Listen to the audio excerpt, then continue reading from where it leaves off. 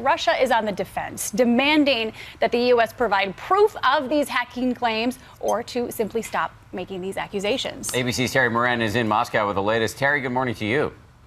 Well, good morning, guys. Russians are watching in amazement, and some right here in the Kremlin with delight, no doubt, at the post-election chaos in the United States. But one thing you hear right away, people don't believe it. They don't believe President Obama's accusations. They don't believe the U.S. intelligence agencies. And of course, you'd expect that from the Kremlin. They're denying everything. And the Russian state media, dominated by the Putin regime, they're spinning all kinds of stories, the latest being that the hack was an inside job by disgruntled Democrats. But ordinary Russians, too, can't believe it, that the great American democracy could be so easily undermined by a hack.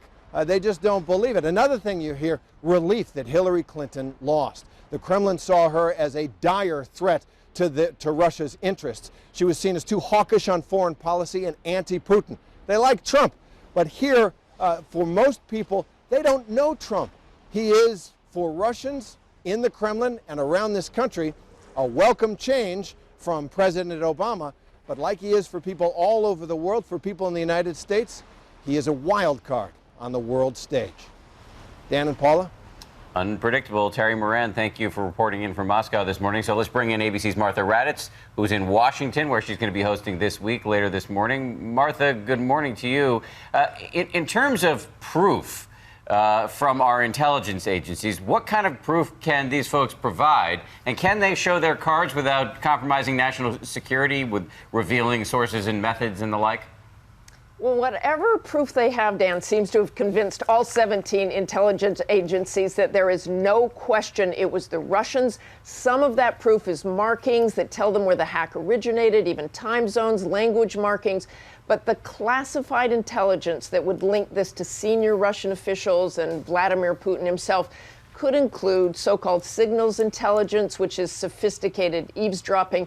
And that is the kind that won't be revealed because it would compromise, as you said, sources and methods. Martha, good morning to you. Thanks for joining us. You know, it kind of feels like we're backed into a corner here with our options for retaliation. President Obama has promised some sort of payback. So what are these options? And really, at the end of the day, how does this thing end with Russia? Well, Paula, you heard what the president said on Friday. He said, our goal continues to be to send a clear message to Russia or others not to do this to us because we can do stuff to you. That stuff ranges from cyber attacks on Russian networks, which is risky because we're still vulnerable as well, more sanctions, which haven't really worked that well, or just something that will let Russia know we could escalate. But that's not the goal. As former CIA Director Dave Petraeus said at a conference this week, the question is, how subtle do you want it? How damaging do you want it? How do you try to end it here rather than just ratchet it up? And that, Paula and Dan, is what they're trying to figure out. It's a tricky game, a fine line to walk.